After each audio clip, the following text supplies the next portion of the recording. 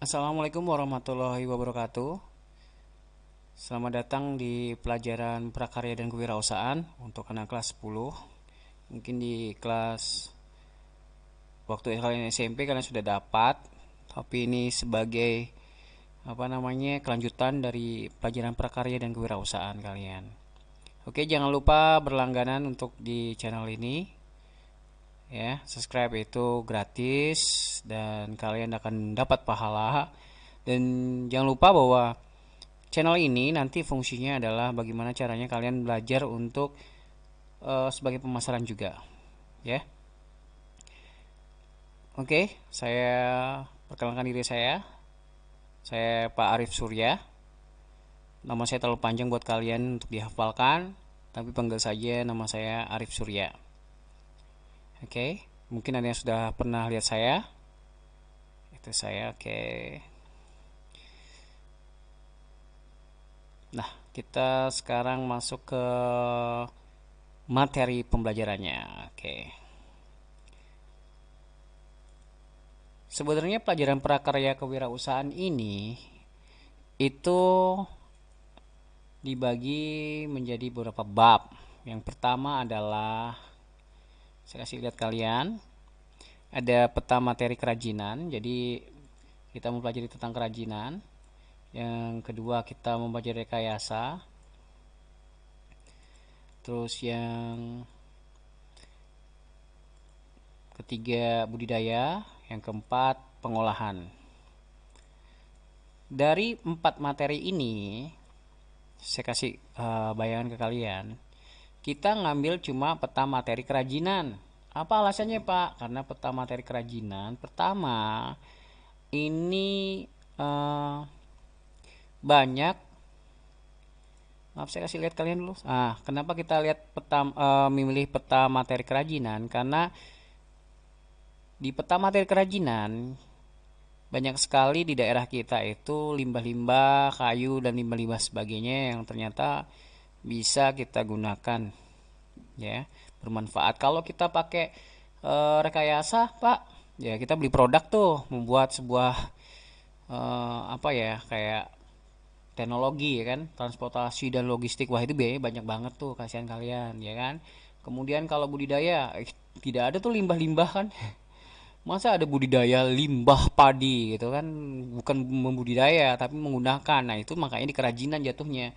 Kemudian pengolahan. Masa ada limbah telur asin kita makan lagi, kan nggak mungkin, ya kan. Kita materi pengolahan, masa limbah telur asin, ya kan. Ya, yang hal-hal yang semacam ini kenapa tidak kita gunakan? Karena saya cuma berpikir bahwa ini nanti ngurangin biaya, membuat biaya banyak buat kalian untuk prakteknya, ya. Maka kita ngambil di peta materi kerajinan. Apa aja daya di dalam peta materi kerajinan yang itu tadi kalian bisa lihat di sini, ada karakteristik kewirausahaan, ya. Di babnya ini bab wirausaha kerajinan dengan inspirasi budaya non benda, ya. Kemudian perencanaannya,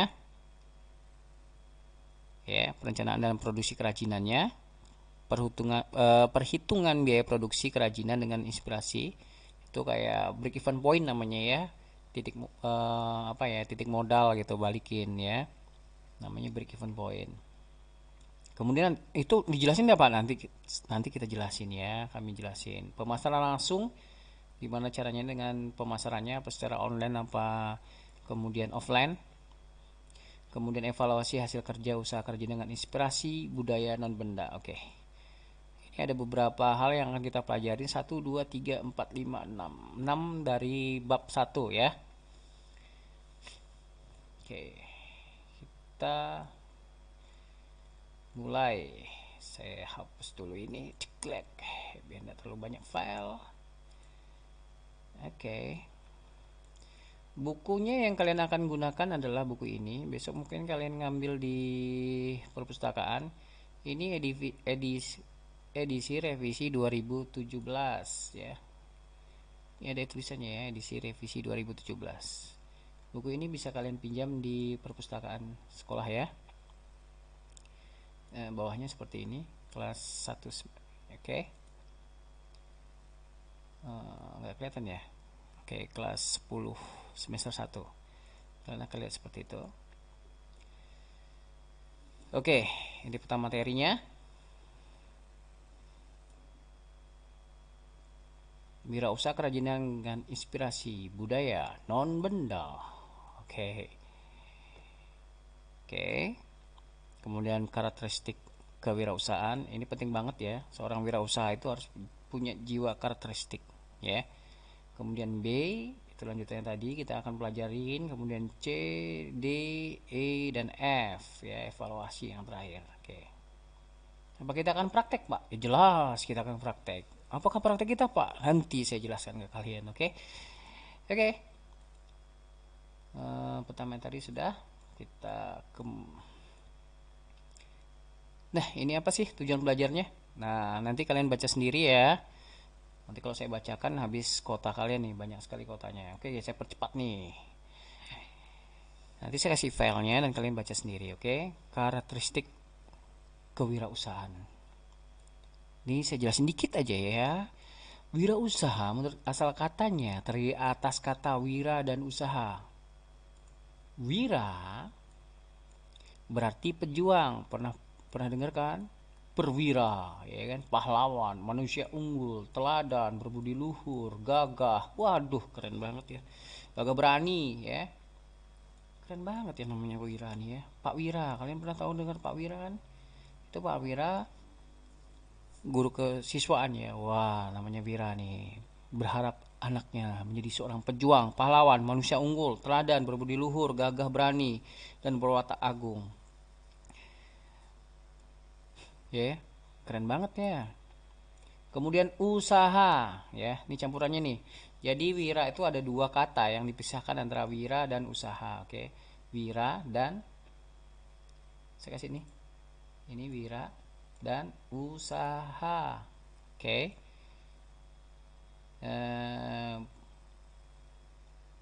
Oke. Usahanya itu apa? Perbuatan amal. Salah nih. Berarti perbuatan amal, bekerja, berbuat sesuatu, oke. Itu artinya kalau nggak salah, berarti kalau kalian bisa ketahui bahwa wira usaha ini gabungan dari dua kata ini ya, antara wira dan usaha. Kemudian pengertian wira usaha itu ya, nah ini nih. Kalau di KBBI, Kamus Besar Bahasa Indonesia, adalah orang yang pandai atau berbakat mengenali produk baru, menentukan cara produksi baru, menyusun kegiatan untuk mengadakan produk baru, mengatur pemodal operasinya serta memasarkannya. Oke. Wah, kalau saya baca ini banyak sekali ya. Waktunya cukup buat kalian. Nanti kalian baca sendiri ya. Itu yang fungsinya kita otodidak nih. Saya cuma kasih garis besarnya. Nanti kalian akan lanjut, kecuali kalian ini dibilang Pak tolong jelasin one by one Pak, ya kan. Nah baru saya jelaskan one by one ya, satu persatu saya jelaskan panjang lebar ya. Ini sifat-sifatnya nih, seorang yang wirausahaan tuh harus punya sifat-sifat yang benar-benar di apa namanya ya, yang terlihat seperti ini. Satu, seorang wirausahawan harus percaya diri. Aduh, kok turun-turun kecil gini terus ya? Oke, saya maaf. Oke, ini saya geser dikit. Maaf, saya agak flu nih, nggak enak. Loh, hilang dia teman-teman. Kemanakah dia? Wah, dia ke bawah. Wah, ini dia sini. Sorry ya. Harus percaya diri. Ya, jelas tuh. Mana ada sih penjual yang nggak percaya diri? Kalau nggak percaya diri malu-malu ya kan? Tapi kalau jelasin panjang banget nih waktunya nih. Oke, saya percepat lagi nih. Waduh, kemarin pengen jelasin kalian nih. Tapi gimana ya? Karena nanti kotanya habis banyak nih. Percaya diri, berorientasi tugas dan hasil. Ya, nanti request yang mau Pak, tolong Pak dijelaskan panjang lebar Pak. Nah, nanti baru saya jelaskan panjang lebar ya. Panjang kali lebar kali tinggi dah. Tuh. Oke, yang ketiga. Oke. Yang ketiga, dia berani mengambil resiko. Berani ngambil resiko, kemudian punya jiwa pemimpin. orisinal atau keaslian. Jadi harus produknya harus orisinal ya, asli. Ya, harus ID-nya dia sendiri. Boleh sih namanya ATM, amati tiru modifikasi, tapi akhirnya hasilnya adalah dia buat produk sendiri juga. Kemudian yang terakhir adalah berorientasi masa depan. Harus punya loh, harus punya jiwa berorientasi ke masa depan. Jangan cuma wah ini cukup segini saja, enggak. Dia harus punya jiwa nih, wah ini bagaimana cara pengembangannya, bagaimana caranya franchise-nya atau waralabanya, bagaimana dan sebagainya. Wah, dipikir tuh panjang lebar. Itu seorang wirausaha. Jadi dia harus benar-benar selalu berpikir. Kan dia pejuang kan. Oke, tugasnya adalah saya agak cepat ya, maaf ya, karena takutnya kota kalian habis nih.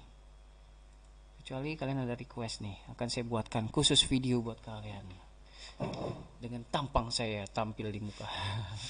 Oke, tugas individu ya, tugas pribadi. Satu, amati lingkungan di sekitarmu, cari informasi dari buku, koran, majalah, internet untuk temukan tokoh wirausaha di kerajinan yang sukses. Oke.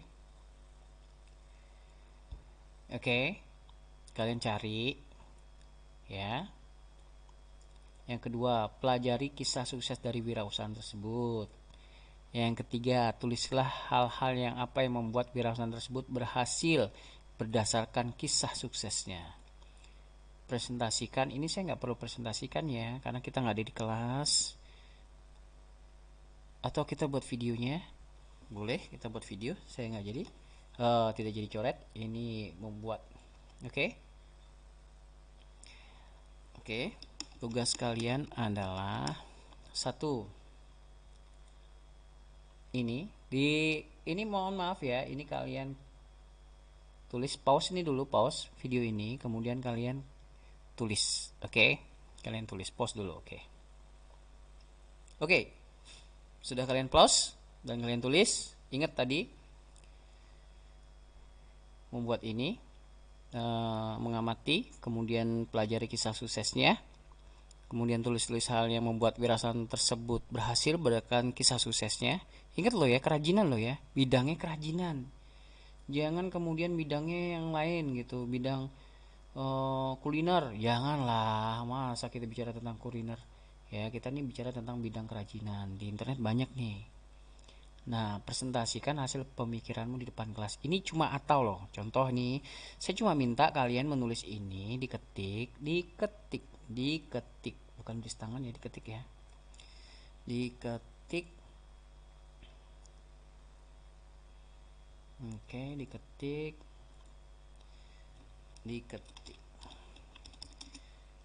Oke. Minimal 300 kata. Oke. Diketik minimal 300 kata. Kemudian jika kalian bisa, atau ya, kalau presentasi nih, ini ataunya ya, atau dibuatkan video ya. Jadi kalian presentasikan dengan buat video. Ini atau loh ya. Kalau nggak bisa pak, saya nggak, ini tak kotanya banyak kali pak, nggak usah lah. Saya cuma buatkan, kalau kalian bisa, ini tambahan buat kalian. Bisa kan kalian mau presentasikannya, saya akan lihat. Siapa tahu kalian ada, daripada kalian nganggur ya di rumah ya, gabut ya, nggak ada kegiatan ya, buat video lah dengan presentasi hasil pemikiranmu ini ya. Tidak di depan kelas lagi, saya coret nih, set menggunakan video ya. Nah, videonya gimana nanti? Nah, nanti setelah kalian buat nanti akan bisa dikirimkan dengan form yang akan saya sediakan buat kalian, oke? Tapi ini dulu yang fokusnya, ini dulu diketik minimal 300 kata ya. Nanti akan kalian kirim, nanti ada formnya khusus untuk membuat minimal 300 katanya. Terima kasih, itu dari saya Bapak Arif Surya. Jangan lupa pelajaran saya prakarya dan kewirausahaan. Jangan lupa nama saya Pak Arif Surya, dan jangan lupa untuk selalu berlangganan channel ini karena nanti sebagai pelatihan kalian. Terima kasih. Salam buat keluarga kalian. Jaga selalu orang tua kalian juga, jaga kesehatan kalian juga. Terima kasih banyak. Assalamualaikum warahmatullahi wabarakatuh.